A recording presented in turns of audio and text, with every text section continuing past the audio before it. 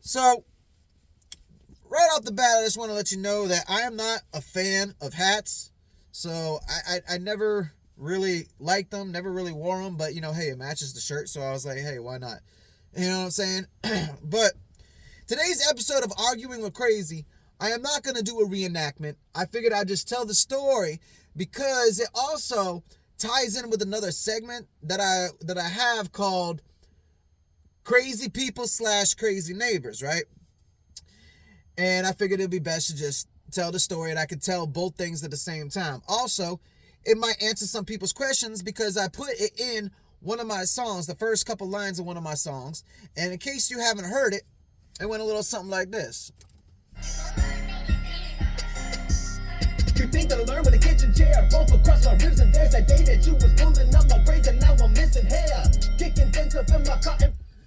So, as I said, you think that I learned when a kitchen chair broke across my ribs, and there's that day that you was pulling up my braids and now I'm missing hair. So, to talk about the whole kitchen chair incident. Alright, so where do I start with this one? Alright, so the neighbor, he knew me and the crazy bitch would be arguing all the goddamn time and fighting, the whole fucking house be, rocking and shaking and yada yada yada and screaming and yelling and all kinds of crazy shit. And there'd be a few times he would come over and knock on the door, and he's like, hey bro, come on, step outside, chill with me for a minute, just trying to break up the fighting and shit. And then he told me, he's like, bro, like anytime that y'all be like fighting and arguing or whatever, and you need to get away, you need some peace, you always welcome over here, bro.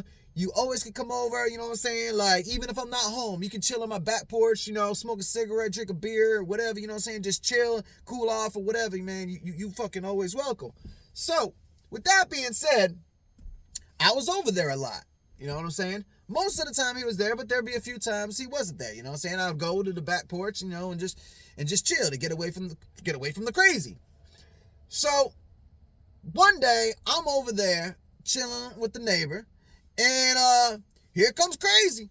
Crazy comes on over, and I don't remember what it was about, but when is it? We started arguing and fighting, and I got so fucking pissed. You know what I'm saying? I fucking picked up the kitchen chair and I just went bam, and I smashed it on the fucking ground and broke it into pieces. Old dude jumps in. He's like, bro, you just broke my fucking kitchen chair, man. I was like, my bad, bro. I was like, don't worry about it. I'll replace it, bro. I got you, bro. I'll get you back. So the next day, I went and got a chair. And I brought it to him and I gave it to him. I'm like, here you go, bro. Like, you know what I'm saying? I'm not bad about breaking your chair, you know what I'm saying? Here's a replacement. He's like, oh, I appreciate that, bro. I appreciate that. I was like, yeah, man, you know what I'm saying? It's only fair, you know what I'm saying? I broke it. I don't have to, but I should replace it, you know what I'm saying? So I don't remember how, but that chair that I gave him as a replacement, that one ended up getting, it wasn't broke all the way, but it was kind of broke. One of the legs got fucked up. Somebody, I don't remember how, but it was eventually going to break all the way. I was like, bro, like, if any fat motherfucker sits in this chair, it's going to fucking break. You know what I'm saying? That one leg is fucked up. And then another day, I'm over there. You know what I'm saying? And here comes Crazy again. This time when we fighting, she grabs a kitchen chair and she just like goes, well, bam, just like smashes it on my fucking goddamn chest and shit like that, breaking the chair into motherfucking pieces. And anyways, the next day, you know what I'm saying, usually what I do, I wake up in the morning and I go outside and I smoke a cigarette. And usually old dude's already outside, which he was, smoking a blunt. And he's like, hey, bro, waving me over. So I go and I chill with him like we always was doing. And he's like, you gotta stop this shit, bro. Like, the two of y'all, man, y'all broke two of my motherfucking kitchen chairs, bro. It's like this get ridiculous now. Y'all gotta quit this shit. And I was like, hey, man, I replaced the chair that I broke, man. I replaced the chair that I broke. You're going to have to holler at her about the chair that she broke. I was like, that ain't my fault. You know what I'm saying? And, so a couple days went by, I think. And, I was like, you know what? I'm going to be nice. You know what I'm saying? I'm going to be nice to my neighbor and I'm going to, try to fix the chairs. So what I do is I go pull up in his driveway. And at this time, was right when I first started playing the slot machines on the phone, you know what I'm saying, spinning for money, and I was addicted to it when I first started. So I'm just like, you know, driving everywhere, spinning and blah, blah, blah. I pull up in his yard, I'm spinning. So I get out, I go in the backyard where he threw all the pieces of the chairs. I get the pieces of the chairs while I'm spinning. And then I go back in my car and I put the pieces in the trunk, you know what I'm saying? I get back in my car, you know what I'm saying? And he was at work, you know what I'm saying? And, you know, I was having some good luck. So I just kept spinning. I sat in the car for about 5-10 minutes, you know, spinning a little more. And then, you know, I turned the car on and I fucking left. So I didn't know that his girl was home, right? And his girl called him up and told him that I was sitting in the yard. So he calls me up as I'm like leaving. I'm just down the road. He's like, "Hey, bro, what you fucking doing sitting in my yard?" I was like, "I ain't sitting in your yard." I was like, "I'm driving right now." I was like, "I was there. I was picking up the goddamn pieces of the chair. I was gonna see if I could try to fix them for you." You know what I'm saying? And he's like, "You was sitting in my driveway for like 5-10 minutes." I was like, "Yeah, man. I was, you know, the slot machines that we be playing. You know what I'm saying? Because he's on the damn slot machines too." I was like, "Yeah, man. I was just spinning. I was having some good luck, so I was just, you know, spinning before I, you know, got back on the road."